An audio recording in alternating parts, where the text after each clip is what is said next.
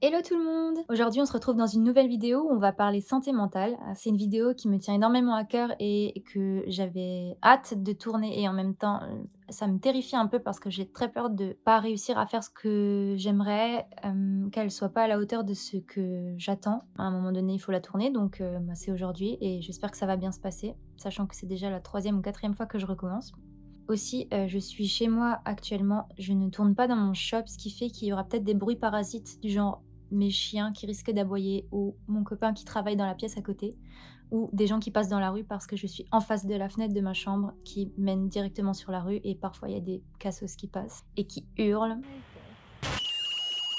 Donc voilà, au moins vous êtes tout de suite, rodés. Dans cette vidéo, je vais parler essentiellement de mon vécu et de mon expérience, de comment je vis actuellement, de comment j'ai vécu aussi, mes choses difficiles, avec une santé mentale assez houleuse, je dirais, et fragile. Donc si mon histoire, et le fait de parler de ma vie ne vous intéresse pas, je vous invite tout de suite à skipper cette vidéo parce qu'elle ne vous intéressera pas. J'alerte tout de suite aussi les personnes qui peuvent être, sensibles, aux éventuels triggers.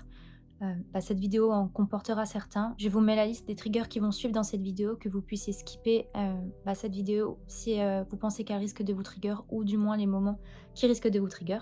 Ça fait beaucoup de fois trigger.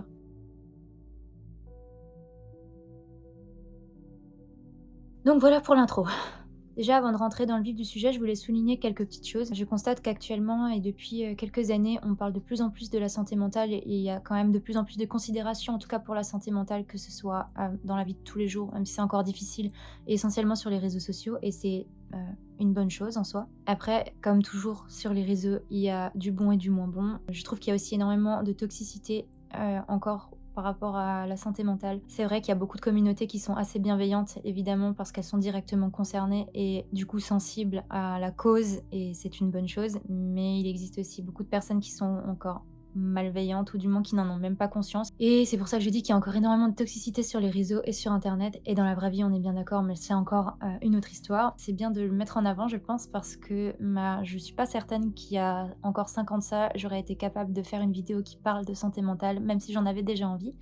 Mais ça me semblait impossible parce que j'avais trop peur déjà du jugement et aussi des répercussions que ça aurait pu avoir sur ma santé mentale dans un premier temps et sur mon activité professionnelle, sur mes proches, enfin peu importe. Parce que c'est pas évident au final de parler de ce genre de choses, étant donné que malheureusement les personnes atteintes de pathologies mentales ou qui ont une santé mentale un peu fragile sont souvent stigmatisées et montré du doigt. Alors ça, c'est encore le cas aujourd'hui, même si ça va de mieux en mieux. C'est bien qu'on en parle de plus en plus, mais il faut aussi être prudent, je pense, et toujours garder à l'esprit que la meilleure façon d'agir face à tout ça, c'est de rester super tolérant et bienveillant, qu'importe la personne que vous avez en face, ou par écran interposé en l'occurrence. Il y a aussi une grosse romantisation et une espèce de hype en fait autour de la santé mentale qui est très malsaine, je trouve. C'était déjà le cas quand j'étais plus jeune avec Tumblr et tout ça, où on voyait énormément de contenu très sensible, et il y avait ce côté un petit peu grunge, esthétique, qui donnait l'impression qu'on était cool si genre on était dépressif et si on s'automutilait ou si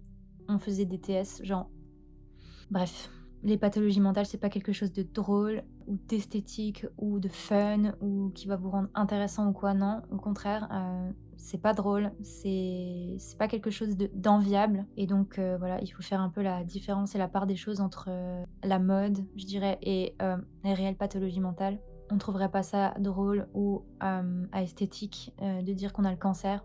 Je crois pas en fait.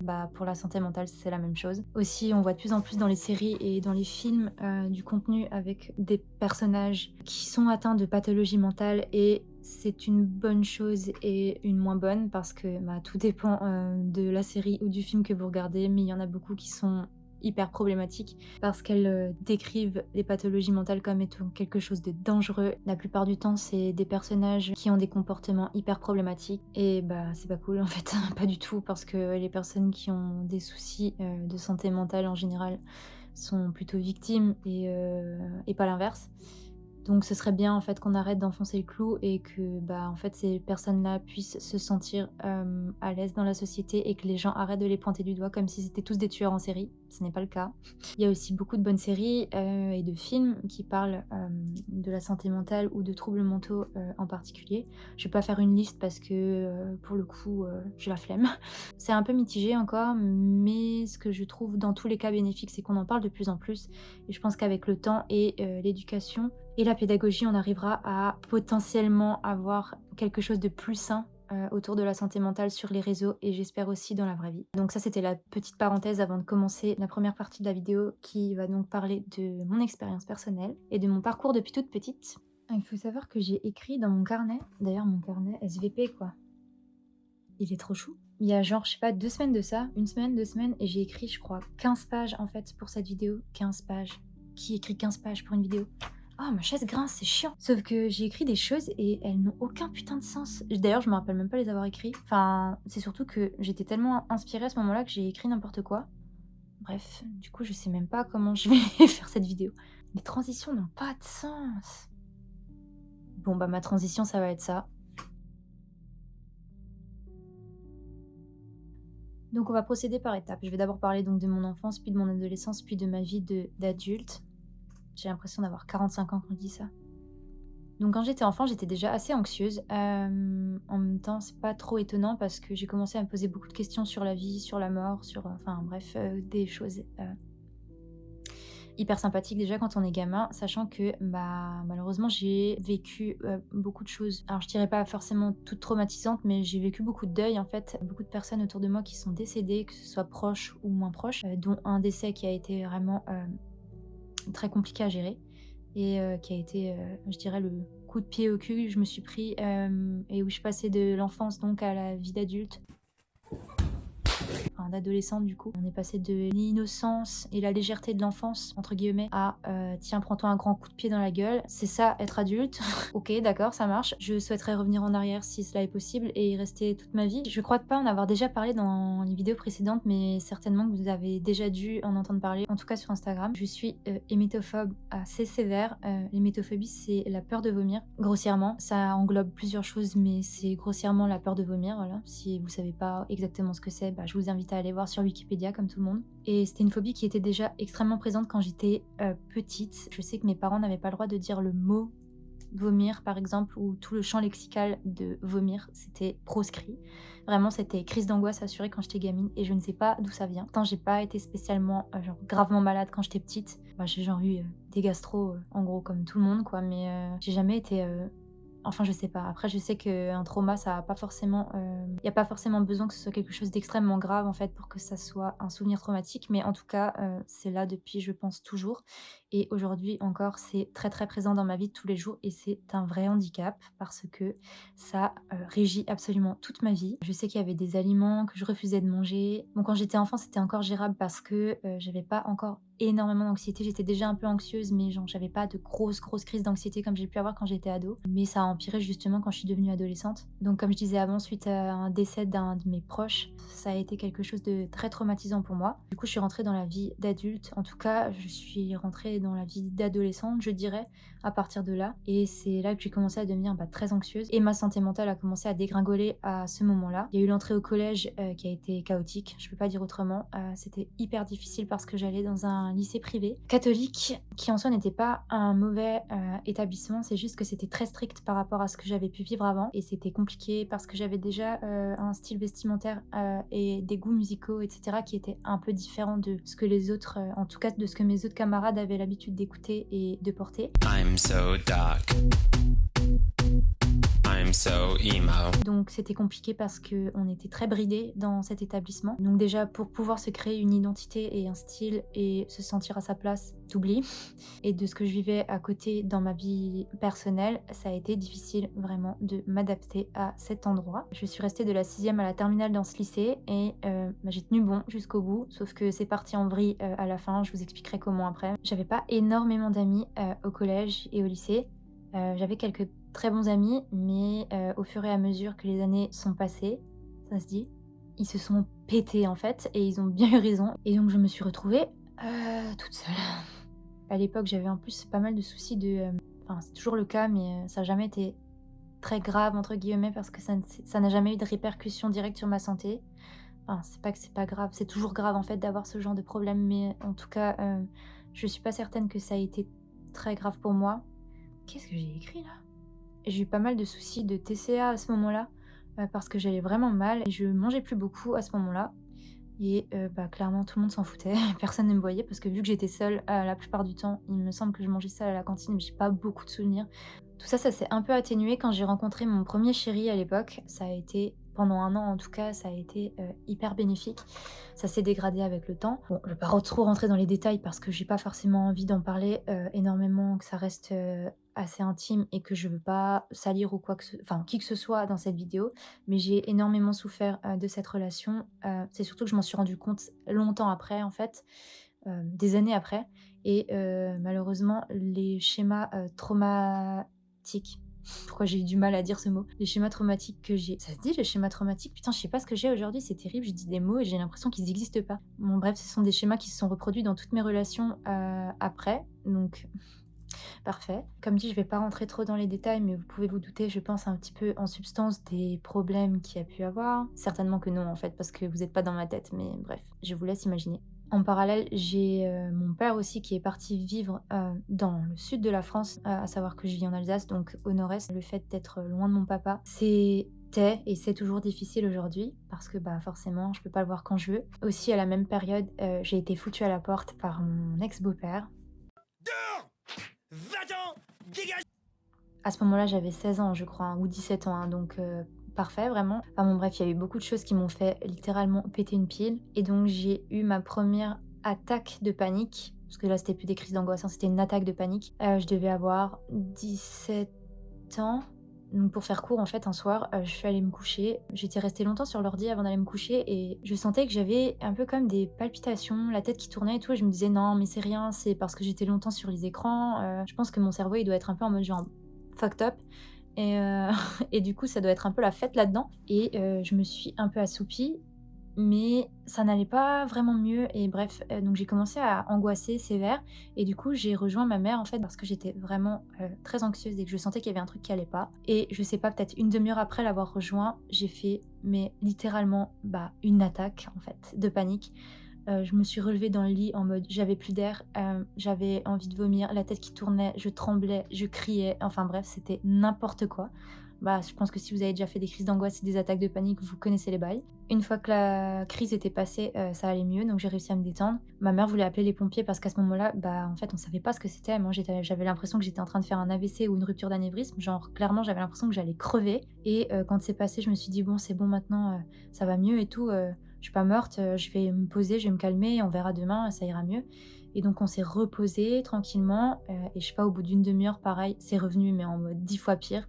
Donc là, ma mère, elle a pas cherché à comprendre, elle a appelé les pompiers. J'étais en panique totale, je disais genre que j'allais mourir, que je sentais que j'étais en train de partir, que j'allais caner en fait. Donc les pompiers sont venus, ils ont regardé, ils se sont rendus compte, bien sûr à ce moment-là, ils sont arrivés assez vite, mais bon, ma crise était déjà passée. Bah, malheureusement, ils ont dû m'emmener aux urgences quand même parce que c'est la procédure et donc du coup, j'ai passé, je crois, entre 3 et 5 heures, je sais plus, j'ai plus énormément de souvenirs, aux urgences à attendre, bah, de pouvoir passer. Sachant qu'il y avait des personnes qui étaient arrivées avant moi et qui avaient fait, elles, pour le coup, vraiment des attaques, graves. Je me rappelle d'un papy ou d'une mamie qui avait dû faire, un AVC et qui était là dans ce couloir à attendre. Moi, je suis arrivée à minuit et je crois que je passais à 3 ou 5 heures du mat, je sais plus. Bref, cette personne était là avant moi et elle est passée après moi alors que j'avais rien du tout, en fait. J'ai fait enfin, rien du tout. Je dis pas que les attaques de panique, c'est pas, grave ou que c'est enfin, que c'est pas rien je dis pas que c'est rien du tout. Je dis juste que en l'occurrence, il y avait pas de danger immédiat et cette personne, en fait, elle était, genre, vraiment mal et je me rappelle, ça m'avait choquée, en fait, de passer avant cette personne, sachant que j'avais déjà attendu, je crois, 3 ou 5 heures, comme dit. Les urgences, vraiment top et donc après cette première grosse crise, j'ai vu mon médecin généraliste qui était un gros con, hein, je peux pas le dire autrement et qui, à l'époque, n'a pas cherché à comprendre plus loin, qui me disait qu'en gros, c'était dans ma tête. Bon, c'était pas totalement faux, mais bref, fallait peut-être, chercher un peu plus loin que ça et qui n'a rien trouvé mieux que de me prescrire des antidépresseurs et des anxiolytiques. Parfait. Faut savoir aussi que, bon, bah, là, clairement, en fait, je pense que j'avais accumulé beaucoup de choses qui ont fait que je suis entrée en dépression assez lourde à ce moment-là. Donc en soi, les antidépresseurs, c'était pas forcément une mauvaise idée, mais en l'occurrence, là, c'était pas du tout adapté à ce qu'il me fallait. À ce moment-là, ce qu'il me fallait, c'était un suivi psy, en fait. J'ai commencé à avoir une énorme phobie scolaire, donc je pouvais plus aller à l'école. Je sais que ma mère, elle me déposait devant le lycée, et genre, c'est à peine si elle devait me mettre un coup de pied au cul pour que je puisse rentrer dans la cour. Je pleurais. La première chose que je faisais quand j'arrivais, c'est que je courais à l'infirmerie pour y rester la quasi-totalité de la journée, et de la supplier, en fait, d'appeler ma mère pour qu'elle vienne me chercher parce que je me sentais mais tellement, tellement mal, en fait, d'être séparée de ma mère. À l'époque, il faut savoir que ma mère, c'était mon pilier, et quand j'ai commencé à avoir mes grosses crises d'angoisse, je ne pouvais plus rien faire sans ma mère. Je n'exagère pas, je ne pouvais plus aller aux toilettes toute seule, donc ma mère devait venir m'accompagner aux toilettes. Je sais pas si vous vous rendez compte à 17-18 ans comme c'est lourd, en fait, de devoir être H24 sur le dos de son enfant parce que il est en panique, en fait. Juste de vivre, c'était devenu insupportable. J'allais au travail avec elle, donc j'ai pu être au lycée pendant plusieurs mois. C'était insupportable, je faisais crise sur crise, malgré les anxiolytiques et les antidépresseurs qui avaient plutôt tendance justement à me rendre amorphe. À l'école, je me rappelle qu'ils m'avaient un peu, entre guillemets, forcée à revenir au moins à mi-temps, pour pas arrêter totalement les cours, chose que je trouvais complètement conne, en fait. J'aurais mieux fait de rester chez moi à ce moment-là et de, gérer ma vie et ma santé mentale plutôt que de me forcer à aller au lycée. C'était, atroce de devoir y aller, et bref, donc j'y suis allée, mais j'étais tellement shootée au médoc qu'au final, je passais mon temps à dormir. Je me rappelle aussi d'un super prof hyper bienveillant qui un jour m'a croisée dans le couloir, qui n'était même pas mon prof, en fait. Si, c'était mon prof de, Sciences Po, parce que j'étais en ES. J'avais option Sciences Po, donc je voyais une fois dans la semaine, qui m'avait sorti un truc du genre vous comptez avoir le bac, mais pour ça, faudrait peut-être venir en cours. J'avais envie de lui dire là, tout ce qui compte, là, tout de suite, c'est que genre, je reste en vie. Donc là, clairement, mon bac, je m'en branle, frère, laisse-moi tranquille. Bref, en plus, devant tout le monde, dans le couloir du lycée, c'était top. Franchement, nickel. Genre, vraiment, merci la bienveillance. Donc, j'ai décidé que redoubler, c'était la meilleure chose à faire. Et je suis allée au lycée, dans un autre lycée, privé toujours, mais en ville, et ça a été la révélation. Même si c'était toujours difficile, c'était plus du tout le même environnement, c'était plus le même cadre, plus les mêmes gens. Je me suis rapidement fait, dans la journée même, je me suis fait des amis, chose qui n'était pas arrivée depuis, je sais pas, des années en fait. À cette période-là aussi, j'avais commencé à faire de l'hypnose, j'avais testé l'acupuncture. Au collège déjà, je voyais beaucoup l'infirmière et une psychologue scolaire. J'ai été à la maison des ados, j'ai vu plusieurs psychologues, je crois. Enfin bon bref, j'avais déjà fait pas mal de spécialistes à ce moment-là, et il y avait rien qui aidait. Donc vraiment, c'était assez chaotique. Plus les antidépresseurs qui me donnaient l'impression d'être un légume, juste, ça n'avait aucun putain de sens. Dans mes relations amicales, amoureuses et familiales, c'était devenu n'importe quoi. J'étais plus stable nulle part, je faisais des crises d'angoisse tout le temps. J'ai commencé à avoir des crises de colère à un moment donné, enfin quelques années plus tard, mais c'est devenu des crises. En fait, les crises d'angoisse se sont atténuées avec le temps parce que j'ai appris à les gérer. Ça s'est transformé en crise de colère. Je pense vraiment que le pire sentiment au final, c'est même pas tellement la tristesse, c'est genre la colère, mais enfin la colère en mode haine. Et j'étais arrivée à un tel degré de détresse, en fait, je pense que j'arrivais même plus à ressentir vraiment. Enfin, la tristesse était genre devenu un sentiment dans lequel je me noyais, et je pense qu'il fallait que je ressente autre chose. Et à ce moment-là, j'ai commencé à ressentir de la colère. Et je faisais des crises de colère, mais au point où, et ça arrivait encore récemment, ça n'arrive plus maintenant, mais où je me suis un jour planté une fourchette dans le bras. Pendant que je mangeais, j'ai fait une crise pour rien, hein, vraiment, littéralement rien. J'ai pris la fourchette, je me la suis plantée dans le bras comme ça. Comment ça se fait? Vraiment catastrophe, en fait. Il y avait des moments où je hurlais, je me roulais par terre en disant que je voulais mourir, que je n'en pouvais plus, que c'était un supplice de vivre. J'en pouvais plus de ressentir ces émotions aussi fortes, et pour mes proches, c'était devenu insupportable aussi, surtout pour ma mère. Donc ouais, ça a été hyper compliqué. En plus, mon hémétophobie, au fur et à mesure, elle a augmenté, mais genre fois 1000. Je suis arrivée à un stade où pendant 7 ans, j'ai plus mangé de riz parce qu'un jour, j'ai vomi, et j'ai vomi du riz, en fait. Enfin, c'est pas le riz qui m'a rendue malade, j'étais malade, mais le dernier truc que j'avais mangé, c'était du riz, et pendant 7 ans, je ne pouvais plus manger de riz. Mais je ne sais même pas si je pouvais plus le manger, c'est rien que le voir, en fait, ou le sentir, ou devoir le toucher quand il en restait dans l'évier, ça me tétanisait. Alors aujourd'hui, je remange du riz. Il y a une avancée phénoménale quand même dans cette phobie, même si elle est encore très handicapante, mais pendant longtemps, ça a été une catastrophe. Je pouvais plus toucher les poignées de porte, je ne faisais plus la bise. Quand il y avait la période de gastro, c'était crise d'angoisse sur crise d'angoisse sur crise d'angoisse. Je me lavais les mains 40 fois par jour. Encore aujourd'hui, ça m'arrive à tous les repas, de me laver les mains plusieurs fois par repas. Donc je vais me laver les mains avant de manger, pendant que je mange, une fois que j'ai touché une sauce, une fois que j'ai touché le pain, une fois que j'ai touché la télécommande pour changer de chaîne, enfin bref, c'est n'importe quoi et à l'époque, c'était fois 1000 en fait. Vraiment, c'était invivable. Je n'osais plus rien faire. Tout était, potentiellement à risque et pouvait, mener en fait à ce que je vomisse. Alors que non. Faut savoir aussi que je ne vomis jamais et que les personnes qui sont hémétophobes en général sont très rarement malades ou du moins vomissent très peu parce qu'elles sont tellement conditionnées à ne pas vomir qu'elles ne vomissent jamais.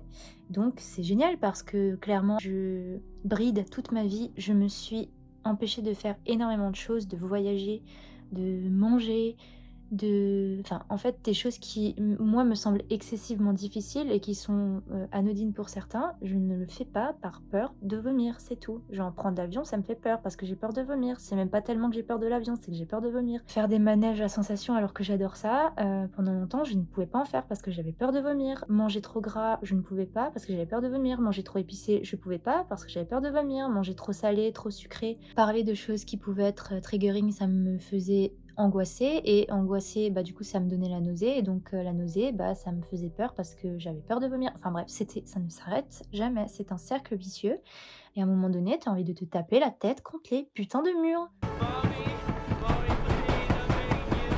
Donc bref, clairement à ce moment-là, j'avais envie de crever et je sais pas tellement comment j'ai tenu parce qu'au final, je me rappelle pas, ce qui a fait que, il y a eu un revirement, pas spécialement violent, mais il y a eu du mieux et j'ai réussi à remonter, suffisamment la pente, en fait, pour tenir le coup. Autour de moi, il faut savoir que j'avais pas grand monde qui était forcément conscient de l'état dans lequel j'étais, à part ma mère qui le voyait parce qu'on vivait ensemble. Enfin, elle était pas dans ma tête, donc même si elle voyait clairement que ça n'allait pas, je sais pas si, quelqu'un se rendait réellement compte à ce moment-là, à quel point j'étais en détresse psychologique, mais c'était insupportable. J'avais l'impression clairement d'être seule au monde, en fait, que personne ne me comprenait et que jamais personne ne comprendrait ce que je vivais et que jamais personne ne ressentirait les choses comme je les ressens.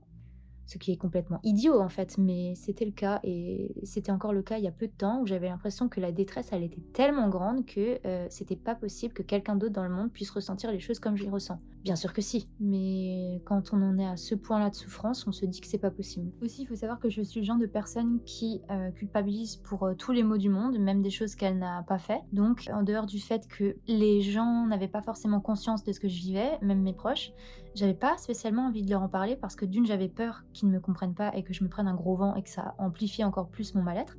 Mais c'est aussi surtout parce que j'avais peur de leur faire du mal. C'était vraiment pas évident à gérer, surtout pour une personne de mon âge. Je vivais cette détresse en fait toute seule et c'était pas évident du tout. Et je sais pas ce qui a fait que j'ai fini par m'habituer en fait à cet état-là et j'essayais de trouver une explication rationnelle à tout ça. J'étais pas du tout renseignée sur les différentes pathologies à l'époque, beaucoup plus aujourd'hui même si je suis quand même pas psychologue hein, donc j'en sais rien. Pendant un moment j'ai cru qu'on était plusieurs dans ma tête, je croyais que j'étais schizophrène alors qu'en plus ça n'a rien à voir. J'avais l'impression qu'il y avait une alors c'est pour ça, hein, je dis que ça n'a rien à voir, donc attention, hein. Quand je dis schizophrène, c'est parce qu'à l'époque, quand je me posais cette question, on n'avait aucune connaissance, en tout cas des personnes qui n'étaient pas concernées de ce qu'était la schizophrénie, ou très peu, et j'avais l'impression qu'en fait la schizophrénie, ça voulait dire on est deux dans ta tête, et genre en gros c'est le bordel quoi. C'est un peu plus compliqué que ça, et surtout c'est hyper stigmatisant de dire ça, mais j'avais l'impression en fait qu'on était une bonne et une mauvaise Mara. L'une prenait le pas sur l'autre et que la mauvaise prenait davantage le pas sur la bonne depuis plusieurs années et que ça allait de pire en pire. La meuf se fait un diag toute seule sans même s'être renseignée sur la pathologie en question. J'essayais juste de me rassurer et trouver une explication en fait à mon état. Au final, j'ai quand même eu mon bac, j'ai même eu une mention, ce qui fait que bah, j'étais quand même fière de moi parce que clairement, l'école c'était devenu le cadet de mes soucis, même si j'étais quand même assez sérieuse à l'école depuis toujours. J'étais contente déjà d'avoir mon bac, personnellement, la mention c'était un bonus. Alors après l'école, du coup, j'ai fait une fac pour pas rien faire. Ça a été un échec, hein, clairement. J'arrivais pas à aller en cours. Bah, ma phobie scolaire était pas soignée. À ce moment-là, il me semble que j'avais pas de thérapie. Enfin, je crois que je faisais de l'hypnose encore. Je suis même pas certaine qu'à ce moment-là, je faisais encore de l'hypnose. Ça m'aidait un petit peu, mais sans plus, ça m'a pas non plus guéri. Et bah, du coup, j'ai arrêté la fac. En fait, ça servait à rien. Et bah, vous le savez, donc du coup, j'ai travaillé ensuite en tant qu'animatrice. Et ce qui a été vraiment la révélation, c'est la rencontre avec celui qui partage ma vie encore actuellement et qui, je peux le dire, a réellement sauvé ma vie. Parce que je pense, et c'est un peu cliché de dire ça, mais je pense vraiment que si j'avais pas rencontré mon chéri, je ne serais peut-être plus là aujourd'hui pour témoigner de tout ça et parler de ce genre de choses. Ça va faire 6 ans qu'on est ensemble et il a vraiment eu une présence sans faille depuis le début et je lui dois tout. Enfin, je lui dois presque tout, même si finalement il n'a pas fait grand chose à part juste me soutenir, m'écouter et être là. Et au final, on demande rien de plus. Vous pourrez jamais aider les gens à sortir de leur détresse, c'est pas possible, mais le simple fait d'être là, de les écouter, de les soutenir, de les croire, bah ça fera déjà énormément de choses. Et pour moi, bah ça a clairement eu un impact hyper bénéfique puisqu'aujourd'hui, je peux parler de tout ça et ma vie, elle est super épanouissante. Je suis super épanouie, super heureuse, même si bien sûr, il y a encore énormément de choses à régler. Entourez-vous des bonnes personnes, je sais que parfois c'est difficile. Si vous sentez que vous avez des personnes qui sont réellement bienveillantes, positives et qui sont là pour vous, rapprochez-vous de ces gens-là et faites tout pour laisser les personnes toxiques de côté. Parce que si vous êtes déjà fragile, c'est des personnes qui vous vont tirer d'autant plus vers le bas et vous ne méritez pas ça. Personne ne mérite ça. Donc là, on a parlé de mon parcours, de l'état de ma santé mentale depuis mon enfance. J'aimerais maintenant revenir sur une année qui a été extrêmement compliquée. C'est l'année 2020. Ça a été vraiment, je pense, la pire année de ma vie d'un point de vue santé mentale. Ça a été clairement le point de rupture. Ça a été à la fois un énorme crash et à la fois un très grand déclic qui s'est passé. Bah déjà simplement parce que le Covid a été pour ma part et pour mon chéri très difficile à vivre. La période du Covid, je l'ai vécue personnellement comme un traumatisme. En mars 2020, donc je travaillais dans l'ancien salon dont je parlais dans la vidéo précédente. Si vous ne l'avez pas vue, bah, je vous invite à aller la voir. C'est celle où je parle de mon parcours tatou. Donc en mars 2020, j'ai attrapé le Covid. Quand je disais qu'il y avait des casseuses qui passaient sous ma fenêtre. Je disais donc en mars 2020, mon chéri et moi, on a attrapé le Covid-19 et ça a été extrêmement traumatisant. À ce moment-là, bah, on savait rien en fait de ce virus. On avait extrêmement peur, sachant qu'on a eu en plus un Covid long et qu'on a eu un Covid assez hard. On a perdu le goût et l'odorat pendant 45 jours. On a été hyper malade pendant presque un mois, voire deux, où on était vraiment très très mal. Ça a duré quasiment 6 mois où on n'était vraiment pas en forme. Moi, j'avais encore des symptômes persistants plus d'un an après. Et même encore aujourd'hui, il y a des choses qui persistent, qui sont quand même grandement atténuées, certes, mais qui persistent encore. Pendant un an, j'avais des brûlures thoraciques dans la gorge qui étaient atroces. On a fait je ne sais combien d'examens pour le cœur. On a fait des IRM, on a fait des scanners, des radios, des prises de sang. Bref, on a vraiment tout fait parce qu'on a énormément de symptômes. On avait énormément de mal à respirer. Il faut savoir que quand on était... Pourquoi je dis tout le temps il faut savoir, c'est insupportable. Quand le soir on regardait la télé, on était dans notre canapé et donc au repos, hein, couché, on n'avait plus d'air, c'était atroce. Sortir notre chien, ça devenait vraiment Koh-Lanta en fait, genre devoir juste sortir, lui mettre la laisse, aller la promener, même si c'était juste pour faire pipi, caca. C'était horrible parce que moi j'avais l'impression que j'allais tourner de l'œil à tout moment parce que je n'avais pas d'air. C'était vraiment insupportable. C'était très effrayant. Bien sûr, on a eu encore tous les autres symptômes, du genre les maux de tête. On n'a pas eu spécialement de fièvre, mais c'était plus au niveau respiratoire que c'était vraiment très compliqué. Et le goût et l'odorat, c'était vraiment insupportable parce que ne rien ressentir pendant plusieurs semaines, c'est genre juste infernal. Donc ça n'a pas aidé non plus. J'ai une peur phobique de perdre mes proches de par mon expérience et mon passé et parce que en plus je suis extrêmement anxieuse. Donc j'avais atrocement peur de me réveiller le matin et de trouver Valentin mort dans notre lit. Vraiment au top. J'avais peur de mourir, j'avais peur de perdre mes proches. J'avais un blocage complet. Je ne pouvais plus sortir de chez moi. Genre même aller à la boîte aux lettres, sortir mon chien, c'était devenu extrêmement anxiogène. Je ne voulais plus voir personne. Je n'ai plus vu mes proches. Quand je dis mes proches, c'est genre ma mère en fait. Mes beaux-parents, ma grand-mère, mon père pendant presque un an.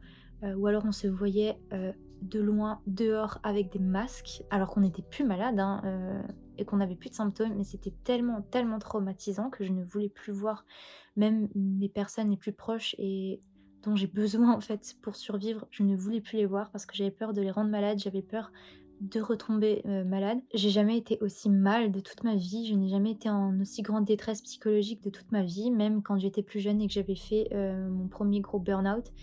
C'était vraiment la goutte de trop et j'en suis arrivée à un stade où j'ai dû appeler au secours en fait parce que à ce moment-là, alors, je mets tout de suite un trigger warning parce que les choses que je vais dire maintenant vont être assez difficiles, mais je ne voulais plus vivre en fait. Je ne pensais qu'à me suicider.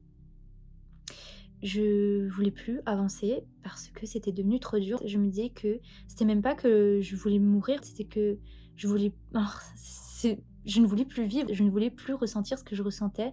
J'étais arrivée à un tel niveau de colère, d'incompréhension, de haine, de tristesse, de détresse.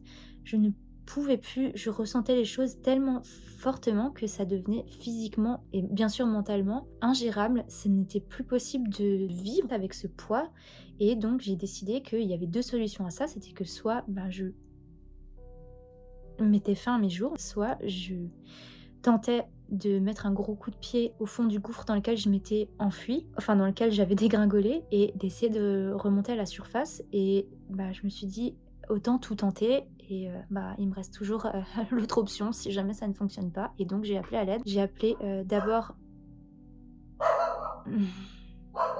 donc où j'en étais? Oui, je disais que j'avais appelé d'abord, les urgences psy parce que je voulais me faire interner. À ce moment-là, je voulais faire une espèce de retraite. Je savais qu'il existait des retraites de quelques jours, sans pour autant être, vraiment genre en isolement, pendant des semaines, loin de ses proches, loin de tout, mais qu'on pouvait faire des retraites, «Sheldon, tais-toi!» Je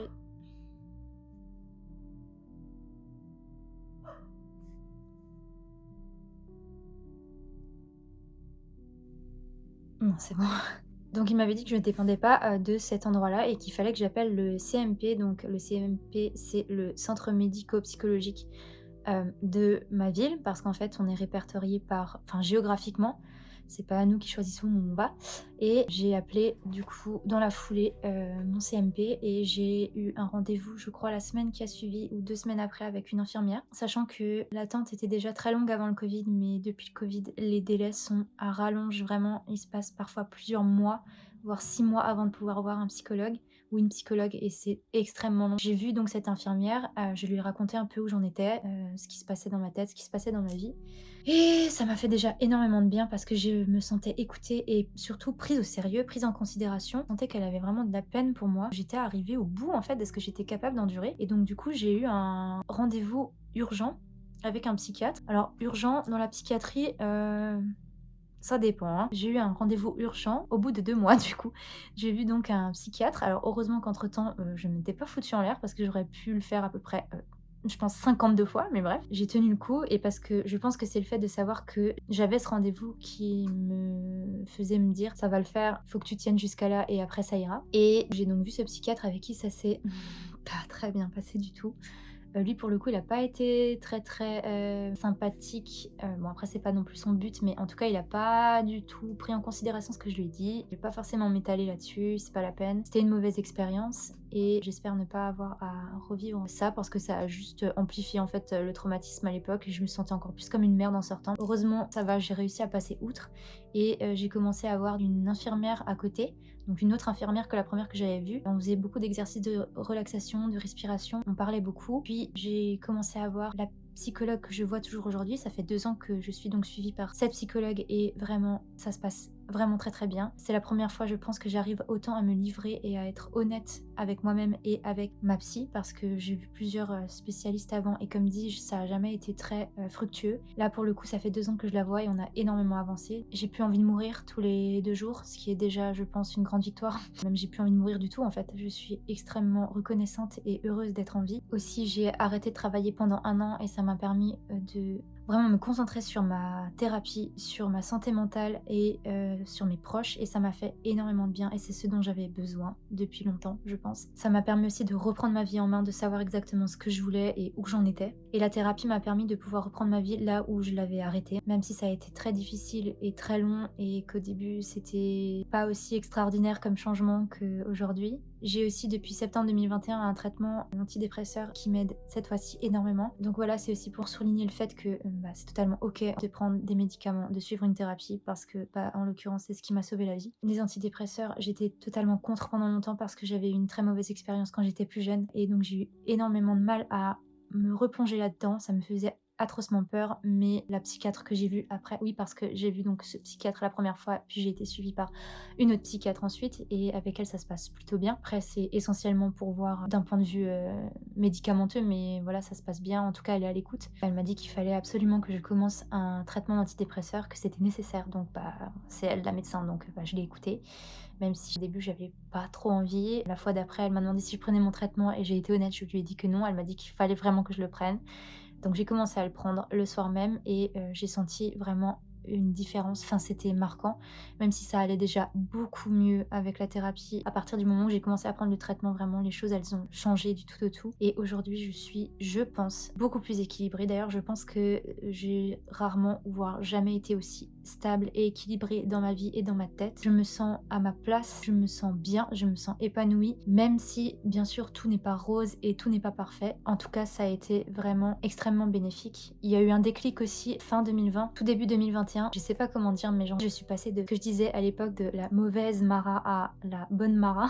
Je sais pas du coup comment l'imager autrement. Il y a eu un déclic et je suis passée d'un état à un autre. D'ailleurs, j'ai écrit un texte, je me rappelle, je crois que c'était tout fin 2020 ou tout début 2021, je ne sais plus. Il était hyper parlant, ce texte, sur ce que j'avais vécu et sur ce que m'avait appris en fait cette période qui était terriblement difficile. Aujourd'hui, avec le recul, c'est un mal pour un bien d'avoir vécu tout ça, même si je ne souhaite ça à personne et si je ne me souhaite pas ça, clairement. Si je devais le revivre, je suis pas certaine que je tiendrais cette fois-ci, même si je me sens beaucoup plus forte aujourd'hui, voire plus forte que jamais. Mais c'était vraiment atroce. Vraiment, c'était terrible. Rien que d'y penser, ça me déprime et ça me rend triste en fait de m'imaginer dans cet état-là, d'imaginer les personnes autour de moi qui m'ont vue dans cet état-là. Je ne souhaite ça vraiment à personne. Aujourd'hui, je me sens vachement mieux. J'ai une confiance en moi et une estime de moi que je n'ai jamais eu auparavant. Même si parfois, bien sûr, c'est encore compliqué et il y a des jours sans. Ça, c'est pour tout le monde et ça sera, je pense, toujours. Mais c'est incomparable par rapport à ce que j'ai pu vivre précédemment et je suis extrêmement reconnaissante envers les autres, bien sûr, envers ma thérapeute, enfin mes thérapeutes, envers mon chéri, envers mes proches, mais aussi et surtout envers moi-même, d'avoir été aussi indulgente et tenace et tolérante parce que bah, j'ai dû supporter tout ça, j'ai dû me supporter pour en arriver là et je suis extrêmement fière au final de ce que j'ai pu accomplir. Si j'ai quelque chose à dire là-dessus, bah, c'est que en fait il faut y croire parce que peu importe l'état dans lequel vous êtes actuellement, peu importe ce que vous avez traversé, quel traumatisme, quel ou pas, hein, même, vous n'êtes pas obligé d'avoir vécu des choses atroces pour ne pas aller bien et pour faire une dépression ou pour être anxieux ou pour vivre des choses très compliquées. C'est totalement légitime de se sentir dans cet état-là. Vous avez le droit de vous sentir dans cet état-là, mais ne pensez surtout pas que c'est quelque chose qui va rester. Parce que moi, j'étais persuadée que ça ne changerait pas, jamais. Je me confortais tellement dans ce mal-être constant. C'était rassurant pour moi de me sentir comme ça parce que c'est quelque chose que je connaissais au plus profond de moi. J'avais l'impression que c'était ce que j'étais vraiment. Mais non, en fait, il faut continuer d'y croire. Je sais que c'est facile à dire et j'étais la première à dire et à détester qu'on me dise mais tu verras, ça va aller. Ouais, c'est des phrases comme ça, genre juste ne dites pas ça en fait, surtout à des personnes qui ne vont pas bien, ne dites pas ces choses-là. Ok, ça va pas, d'accord. Et peut-être que ça n'ira pas mieux demain, peut-être que ça n'ira pas mieux dans un mois, dans un an, dans 2 ans. On n'en sait rien, on peut pas savoir.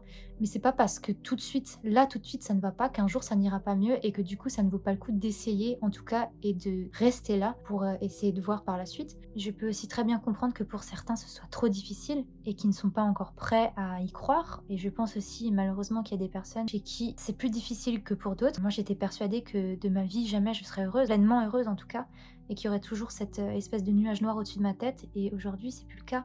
Alors oui, bien sûr, j'ai toujours un nuage au-dessus de la tête, mais il est plus tout le temps noir et menaçant. Bah, il y a des jours où plus gris, il y a des jours où il pleut, il y a des jours où il est juste un peu blanc et il y a un peu de soleil, il y a des jours où il y a juste du soleil. Bon, c'est rare quand même, mais alors, je sais pas si la métaphore fonctionne bien, mais je pense que si. C'est comme la météo en fait, c'est méga changeant. Et c'est pas parce qu'il fait moche et que votre vie actuellement c'est des orages, des tornades, des tempêtes, des ouragans, tout ce que vous voulez, que demain, bah, il y aura peut-être pas un grand soleil et la canicule.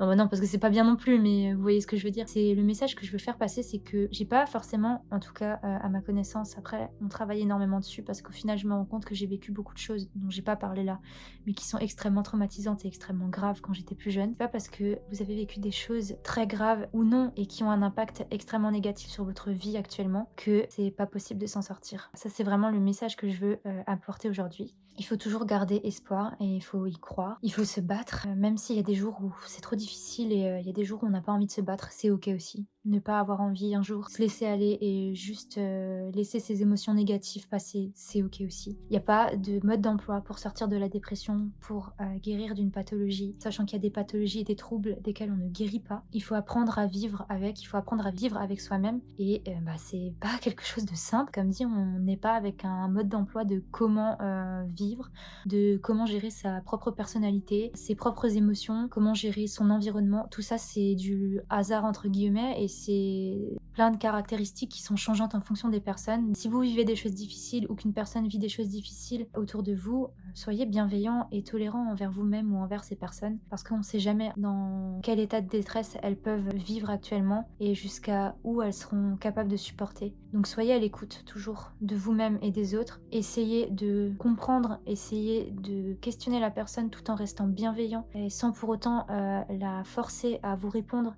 Essayez aussi de vous intéresser aux personnes qui vont mal, essayez de leur montrer que vous êtes là, que vous les soutenez et que même si vous n'êtes pas en capacité de comprendre ce qu'elles vivent parce qu'on a tous un vécu différent, de leur montrer que vous êtes là. C'est pas toujours facile de concevoir ce qu'on ne vit pas, mais que vous comprenez en tout cas et que vous essayez de comprendre et que vous serez toujours là en fait pour elles, pour les écouter et n'hésitez pas à insister là-dessus. Il vaut mieux être lourd entre guillemets et être trop présent, n'ayez jamais peur, surtout si vous avez un doute et si la personne montre des signes qui vous semblent louches, n'hésitez pas à insister et montrer d'autant plus de présence. Il vaut mieux ça que de ne pas en montrer assez et au final de se dire qu'on n'a pas été assez là et de culpabiliser ensuite et que la personne en l'occurrence se sente délaissée, se sente seule et se sente encore plus mal. Pour conclure, tout ce que je veux dire c'est soyez indulgent avec vous-même, soyez patient. Vous êtes fort, vous êtes courageux, vous pouvez tout surmonter, j'en suis sûre et certaine.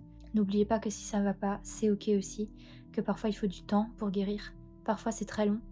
Je ferai peut-être des updates sur ma santé mentale par la suite, sachant que je suis en pleine recherche avec ma psychologue et ma psychiatre, pas d'un éventuel diagnostic, mais plus on essaie d'approfondir mon passé et ce que j'ai pu vivre. Essayer tout simplement de comprendre qui je suis réellement, quels sont les aspects vraiment de ma personnalité, parce que au final, j'ai pas l'impression de me connaître si bien que ça. Je fais un gros travail là-dessus actuellement et je vous ferai peut-être un update si il y a du neuf là-dessus. J'en ai donc fini avec cette vidéo. Donc comme d'habitude, si elle vous a plu, vous pouvez laisser un petit like, un petit commentaire, vous abonner et éventuellement partager la vidéo à vos proches. On se retrouve très vite dans une prochaine vidéo. En attendant, je vous fais de gros bisous.